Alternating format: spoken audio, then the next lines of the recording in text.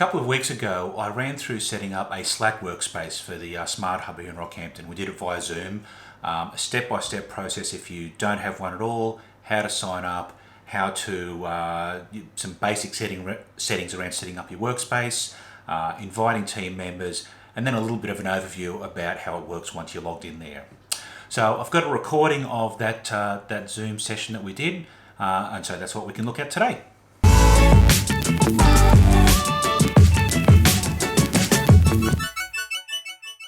All right, thanks everyone. Welcome along. So what we're going to run through today is what Slack is, how to create a Slack team for yourself or for your business or your organisation, and just a bit of how it works and how you can use it.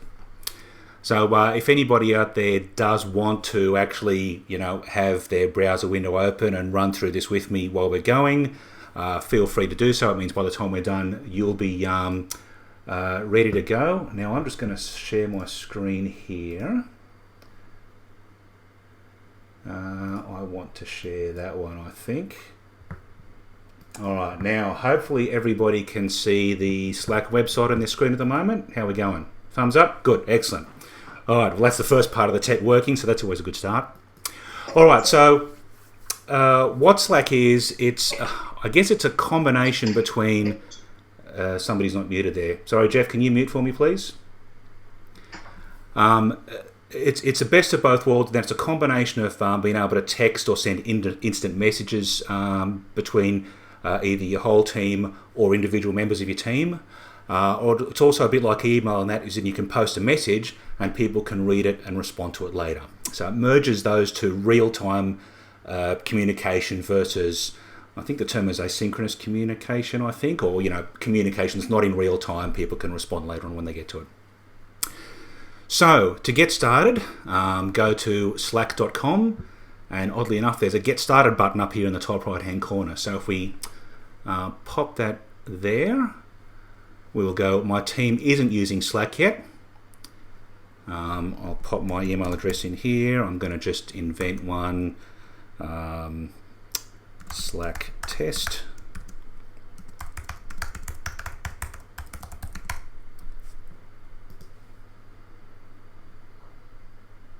That is any second now going to send me a confirmation email with a code in it. So let me just pop that open.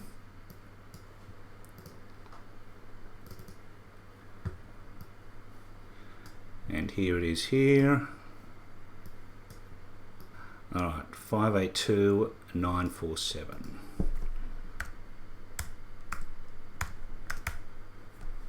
And in we go. Alright, so we need to give our company or our team a name. I'm just going to call it Fred. Luckily that name's not taken. And an initial project that the team is working on.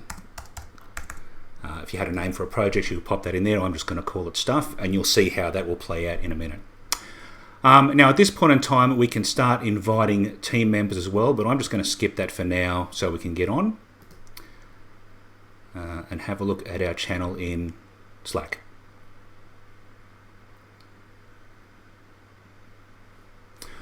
All right, so at this point in time, again, it's prompting me again to invite some other people. Slack isn't much use when you're by yourself, so that's a pretty important part of the step. So if I put, let's invite Fred. This is going to bounce, but I'll invite him anyway.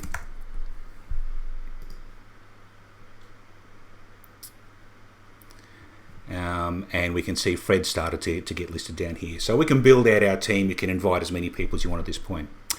Now, what we're looking at here is basically a window that's broken up into channels on the left-hand side.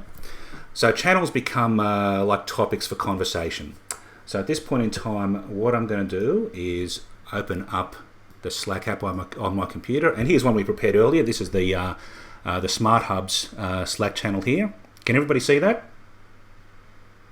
Yep. Okay. So if I scroll up through here, we can see there's some conversation and people have posted some videos and some links and a nice photo there of Courtney from earlier. And this is where the conversation will generally happen that's available to everybody. So you can see in here there's a couple of different channels created. I'll just pop that out of the way for a minute and come back here. But in our brand new one here, we've started with general, random, which is another one that it automatically creates. And remember, on the previous screen it said, what are you working on at the moment? And I wrote stuff. It's created a channel called stuff. So within your organisation, that might be about a specific internal department, or it could be a specific project that you're working on, or a specific division or area of work. You may wish to divide this up into those topics to keep general stuff about, general chit-chat, good morning, how you going, that kind of thing, and more specific things related to accounting or marketing or HR or whatever other things you've got down here in channels. Now, one thing I'd advise against is getting too carried away with creating too many of these to start off with, because what you'll find is if you create too many channels too early in the piece, things will get lost. Like if your Slack channel is not that busy, it's like, where did I post that? Did it go into general, or did I put it in stuff, or did I put it in random? You can quite easily create channels later on when the need arises by clicking this plus fella here. And create new channels sort of as you need them. I think to start off with, just keep it really simple and just stick with what's there and get a feel for how you're going to use it within your own organisation before you go to town creating too many channels. So these channels are public, so anybody who gets invited to your team can see all of these channels here. You can also create private channels. So if I was to click plus there and create a channel, and I'll just call this test. Now I can toggle this over here and make it a private channel, and you'll see that icon change to a padlock from the hash that it was previously. So private channels, if I create that now, I have to explicitly invite people to see this private channel, and if you're not invited to it, you can't see it. So a private channel, I'll just close that. A private channel might be really good for, an HR channel, for example. You only want a couple of people to be able to post comments or see anything in there. That might be an example you might use for that. So these guys are public channels. They've got the hash next to them. This fella's a private channel. It's got the padlock next to it. And then, as I said, only people who've been invited to this private channel can see it. Anybody in your team, though, can see those guys. So underneath channels, we've got direct messages. And this is where we start talking about what I mentioned before about the equivalent of texting somebody. So again, if I get back to the SmartHub one, and I can see under direct messages here, there's a few people online at the moment. Matthew's online. I'm going to send him a text. Oh, I really like the last message you sent me. Thanks for that, Matthew. Appreciate that. Hopefully he's still online at the moment and he can respond to that. You got to love live software demos, hey? What could possibly go wrong? No, he looks like he's disappeared. Anyway, these sorts of things get updated in real time. If Matthew was playing nice for me, I probably should have warned him before I started that I was going to do this. Oh no, I can see he's typing. If we can see that down there. And any second now. Yep. I am using you as demonstration fodder. So in that way, if you and your other team member happen to be on online at the same time, these conversations get updated in real time. So you can kind of sort out things really quickly. Whereas with email backwardsing and forwardsing, that becomes a little bit untidy and unruly really quickly. If you've got your team online at the same time, things can get sorted out really quickly. However, if they're not online at the moment, if they don't happen to have Slack open, or they've got it in Do Not Disturb mode, or they're doing something else, well, they can get back to you, when it's convenient to do so. All right, so this is a pretty ugly looking workspace at the moment, so let's customize it a bit and personalize it a bit to what we want. So what I need to do up here is click this little arrow up here, and I've got my own personal details up here in terms of my personal preferences, but down here we've got details around Fred the team. So if I come to settings and administration and go to workspace settings, that will launch a new tab for me. And any second now,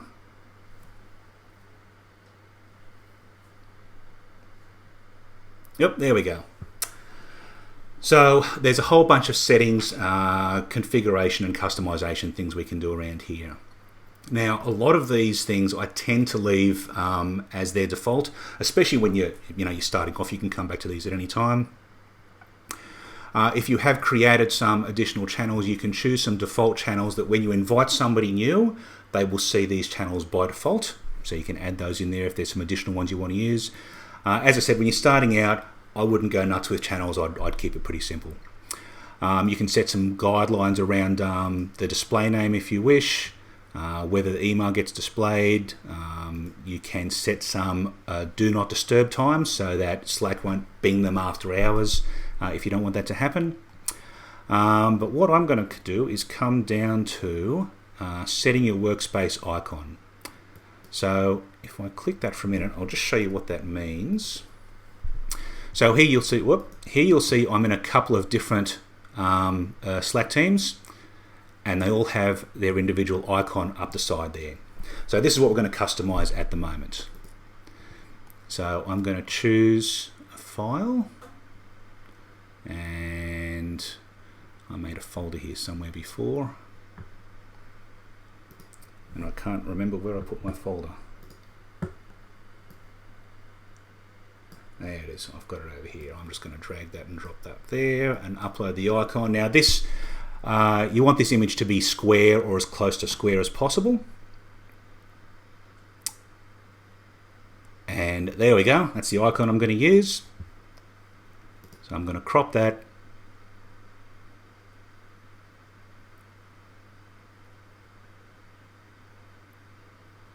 And then any second now, there we go. So if I was to come back here now and refresh this page,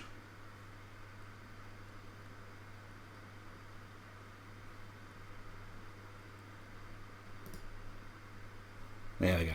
So that team icon now has been updated with my little caricature there. So if you're using your logo there and it's sort of much wider than it is higher, or vice versa, you want to find a version of that that is as square as possible.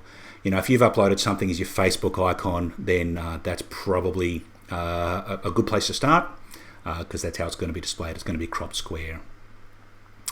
Alright, so if I come back to this other tab here, there's a bunch of other things that you can customize.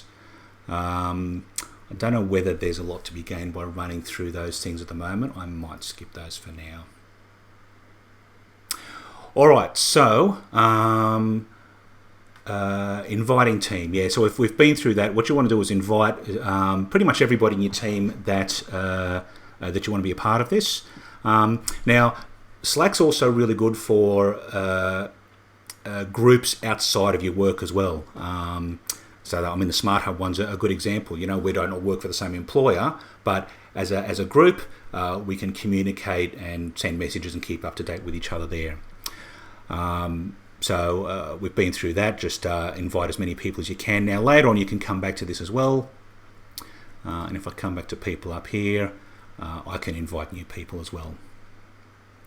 So once we're in Slack, probably what you want to do now is, I'm working in the browser at the moment, but Slack make apps for Windows, for Mac, for your iPhone, for your iPad, for your Android phone, pretty much every platform out there.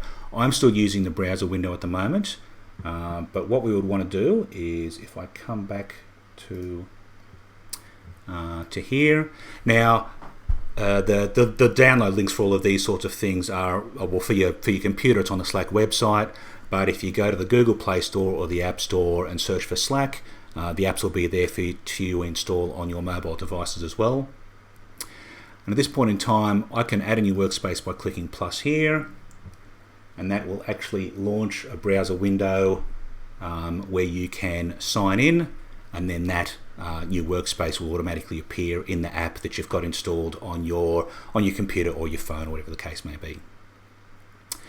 So back up here in the general channel here, this one isn't busy enough to have a good demo of this, but I'll just use somebody else's one as a demo without asking them in advance, because what could possibly go wrong with that. But you'll see in here, this one's quite a busy one. And so what's happened here is we've got these threads inside the general channel. So if a conversation starts to get a bit long down the page, or an hour or two has elapsed and the channel has started to move on to a different subject, you can come back to any other comment that's there and hit this little icon up here and start a thread. And what that will do was allow you to reply to that comment off to the side. And what that starts to look like then, if I click View Thread here, is this. So there can be quite a long conversation about something that is off to one side of the main thread of conversations running down here. So again, to do that, it's just a case of hovering over the one you want to comment on, start a thread, and then that thread will start to run out the side there, and that can stop things, conversations running away from you. Or if you wanted to roll back and comment on something a bit older, you can quite easily start a thread on that and come out to the side. Some other things that you may want to be aware of is being able to tag people. So if I post something in here, nobody in particular is going to get notified about that. When they open Slack, they might see a little notification icon when they've got Slack open, but otherwise nobody will hear about that. However, if I was to go at Matthew Doyle, I'll use him as a guinea pig again. Now, because I've used the @ symbol and written his name and tagged him like that, he's going to get a notification about that. So he will know that I'm there and I've pinged him. Some other ones you can use are channel, which you want to use with a bit of caution because that will send a notification to everybody in the channel. I would use that one carefully unless you do really need all of the channel to be involved in that. Alright, so threads. One of my favorites is these little guys here. So as you hover over a comment, you've got this little reaction and a whole long list of possible reactions you can put to comments. And it could be just a thumbs up, or it could be just an acknowledgement of something they've said, or there's a whole range of them. If you want to get really technical, in the team settings we were looking at before, you can actually add custom ones as well if you want to get really nerdy about it. And they'll appear over here if they're only existing. Let's see, there's been some added here. Or you can take a bit of a shortcut, and if I know that one is thumbs up, I can also type colon and start typing and add it that way.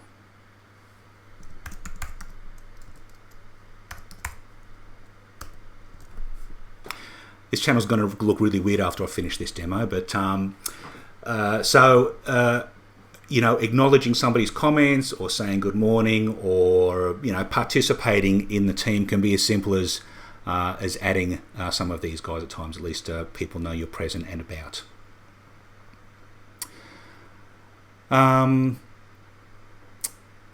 Now, adding and sharing of resources. So this is all fine for general comments and being able to talk to each other, whether as a group, in threads, whether we direct messaging people over here, but you can also share other things in Slack as well.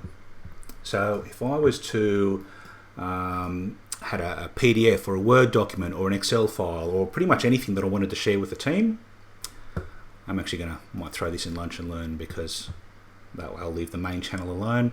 So I can drag and drop files here. I can't spell, but that's okay. Oh. There we go. So I'm going to upload that PDF. So we can see up here that's uploading at the moment. And it's given me a preview of the PDF I've just added as well. In much the same way, people can, you can comment on that, start a thread based upon that, download it if you wanted to keep it on your desktop. But if you've got things that you're working on, that you need to share with your team and get feedback or comments on, or share some information that way, you can add pretty much any file type in here just by dragging and dropping it onto the window. Slack's pretty smart too, and if I come back to the general channel here, there's some examples here where there's been a link and it's grabbed a preview picture from the link. Daniel here has shared a YouTube video. It's grabbed a preview from the YouTube video, and I can just play that in here without actually having to leave Slack and run off to YouTube. So it's pretty smart in terms of resources that you share, whether they're files or whether they're links to other sites. It'll show you a preview, and you can then treat it the same way as any other post, react to it, comment on it, start a thread, whatever the case may be. Now, in terms of the basics, that's going to cover off the basics. There's a bunch of other things as well, but what I might do is throw it out to any questions at this point in time before I start getting off into some other really nerdy stuff. Did anybody have any? Might stop my screen share for a minute so I can see these comments. Soundbridge has got a question. Is that you, Penny? You're muted at the moment. Can you unmute your microphone? Good, I don't have to type. Gotcha, yep. I was like, how's he trying to get the keyboard? So yeah, my question is, what is the difference between Slack and Microsoft Teams, and what is the benefit to using Slack over Microsoft Teams or vice versa? Because we're currently using Teams. It's probably a bit of a Ford versus Holden question. They're two different tools that do really similar things. There'll be some specifics that I've kind of run through in Slack where the functionality may be a little bit different, but in essence they do pretty similar sorts of things, just taking slightly different approaches. Have you used Teams at all? I've seen it and had a 5-minute tinker with it, but I have not used it extensively, no. Okay, yeah, just because we're not, it's a bit kludgy. I'm not. There's a lot of things I don't like about it, so that's why I've come along today. So thank you. Yeah. I think what... It's like a bit through SmartHub, but not a lot. Not like how we're running the business on Teams, or parts of the business on Teams projects. I think what you'll find is that while Slack has been, it's pretty mature now. It's been around for I don't know how many years. I've been using it for probably 4, I reckon. Teams is relatively new and younger, so it probably won't be as fleshed out yet.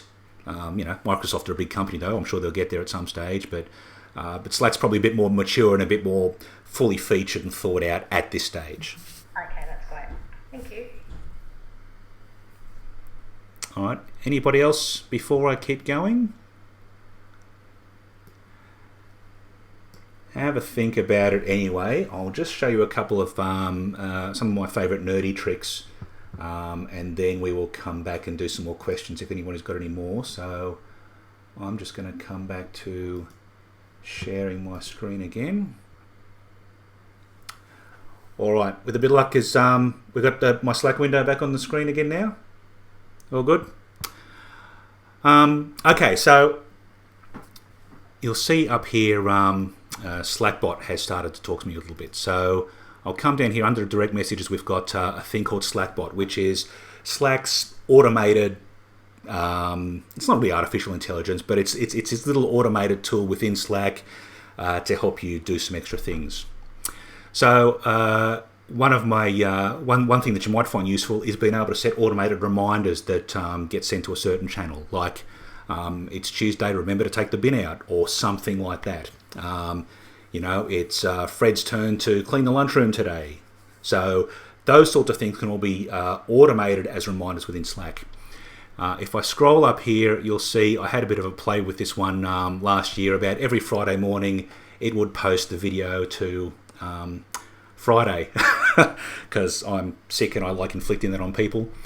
So from within Slackbot, I just typed a reminder because I couldn't remember the exact term before, but it was smart enough to go,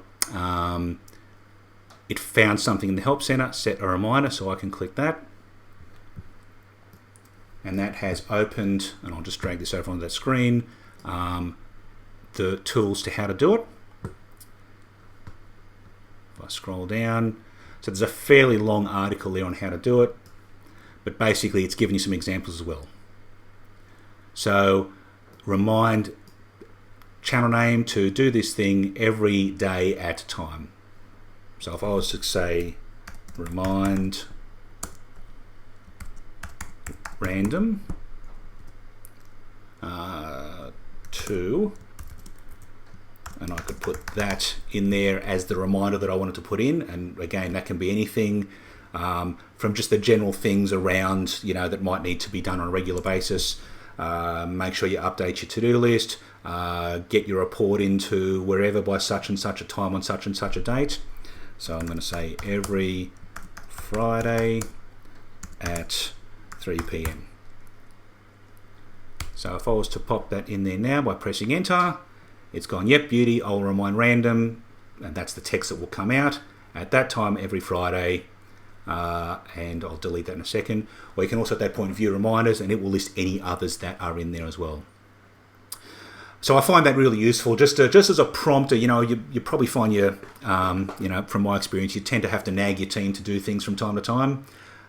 Even though they know they should, you've still got to prompt them. So by putting reminders, you know, in the general channel or somewhere specific that they might be seeing, you can actually direct message them as well, as an example there. So that can be a useful tool to just help remind everybody to do the things that they should be doing, especially when we're working remotely at the moment, and you can't just go and, you know, slap them on the back of the head and say, hey, where's that thing? So that's the reminder. Set those up through Slackbot, and you can send them to different teams or to yourself or to individual people there like that. I might just delete that one now before I forget. Something else that is useful in some organisations but in others not so much is being able to connect apps. So we can see here Google Calendar and Google Drive here are listed as recent ones. There's quite a long list. I'll just come back to this test one that I set up before, and I'll click plus next to apps there. So this is where if you're using another tool like Trello or Google Drive or Calendar, or there'll be some Microsoft ones in here at one stage. Yep, Siri's trying to talk to me now. Outlook as well. There's a whole bunch of apps that you can connect to Slack so that it will talk to those, and you can automate some bits and pieces between them. Now, the usefulness of this depends on whether you're using, you know, how you're using those apps in your organisation. So again, if I just open Slack here, so this is our old one here. Now, we had Trello connected for a while, and so whenever an update was made to a Trello card, that update would get pushed through to Slack, and so everybody in the team knew that an update had been made to the Trello card by connecting those together there. So I won't demo that now because the integration of this will really depend on your own usage. This is just a short list of recommended ones. If you go browse app directory, the list is pretty long. But basically by clicking the add button there, it'll ask you to sign into that other service, authenticate that, you know, you are allowing that service to talk to Slack, and it'll start, you know, posting when you do something in that third-party service. You'll end up with a message or a status update in Slack that says, hey, this change has just been made in this other service. Yeah, there's some one here. You can have, you know, forward emails to Slack as well. That might be useful if you get an email from, you know, from a client or from an external service, and you want to forward it into Slack as a status update, so that you can then comment on it privately within Slack, and then you can then go back to your customer with a considered response afterwards.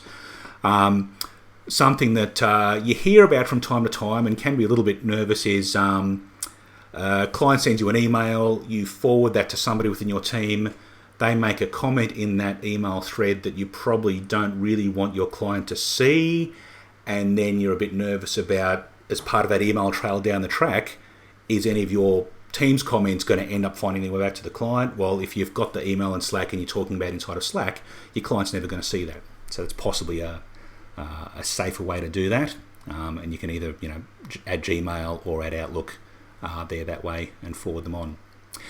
Now, what we're looking at here is the free version of Slack, which is fine for 99.9% of people. What you end up with is a limit of, I think, 10,000 messages. So once you reach that 10,000 message limit, older ones will just disappear. If you want to subscribe and start paying for Slack later on, you'll still have access to them. They don't delete them, they're just not visible to you on the free plan. And there's a limit to how many external apps you can connect on the free plan as well. So teams on the free plan get a limited number of apps. I can't remember what it is now. It might be 2 or 1 per channel, or maybe 2. But you can upgrade to a paid plan if you want a lot of them.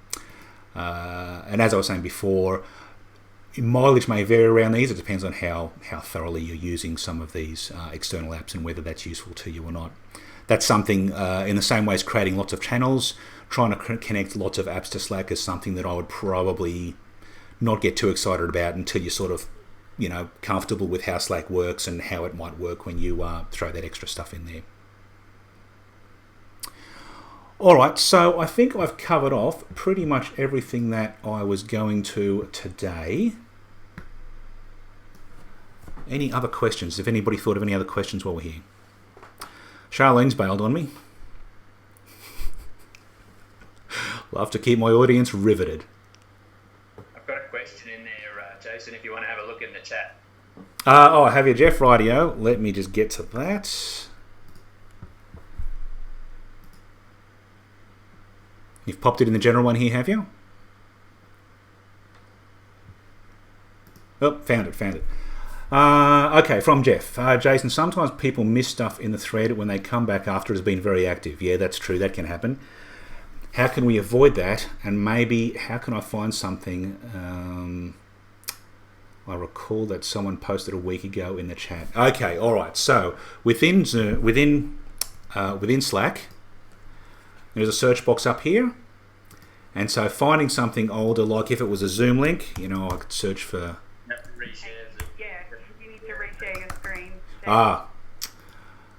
But you can't just sort of automatically take over my screen. Oh, I've lost my Zoom window now.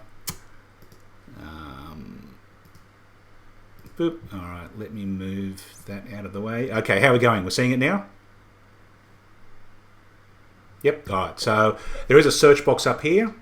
So I'm looking for a Zoom link. I can just search for a Zoom link, and it will find all of those such references inside of Zoom.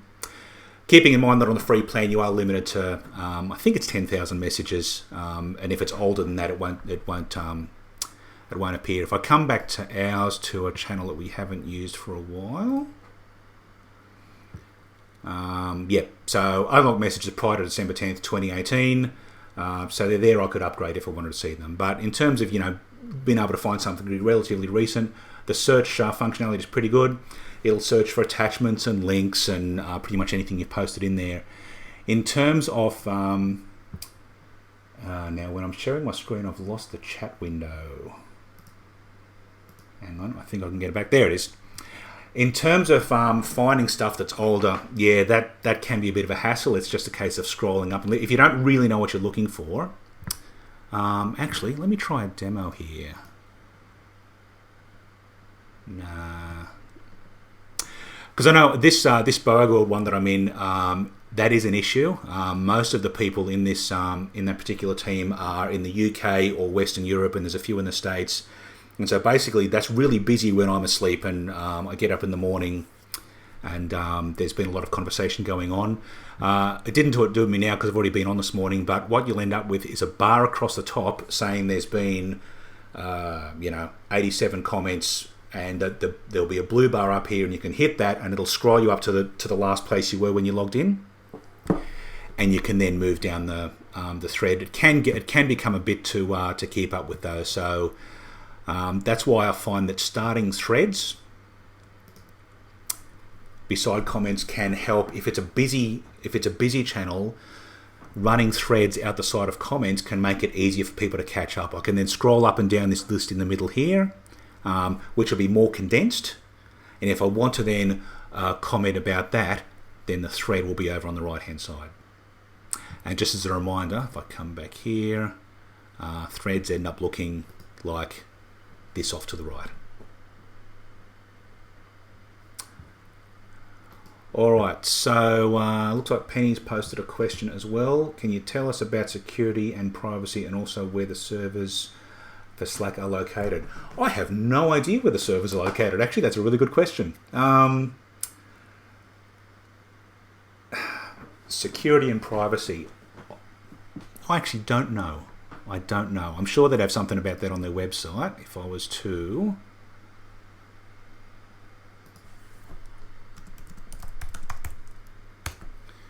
Now I'm logged in here, so it may well just take me straight back. No, it hasn't.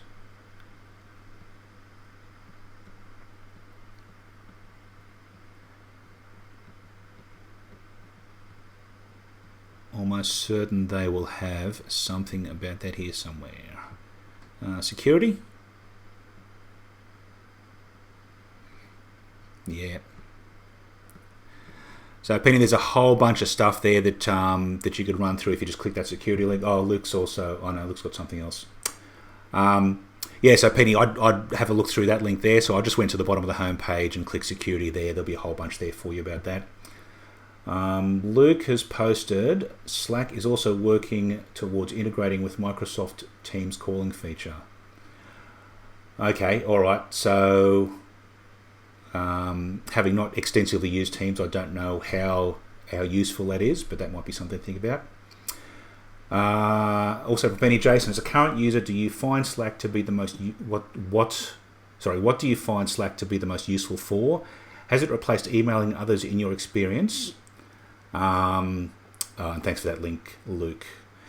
I find it's really good in terms of replacing email. I'm just going to stop sharing that screen now again. There we go. It replaces email for a lot of internal stuff, yes. So if a client's emailed you something and you need to reply to them and CC other members of your team, or if you need to forward on, obviously Slack's not replacing that, but for your internal communications, yeah, it really did cut down. Like I wouldn't, sending emails to internal staff are just, this has happened, remember this, we're changing this from such and such a time.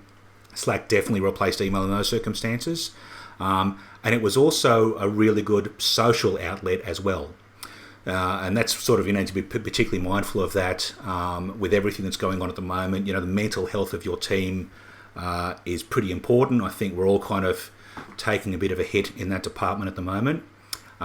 So just getting on there and checking in with each other, how's everybody going?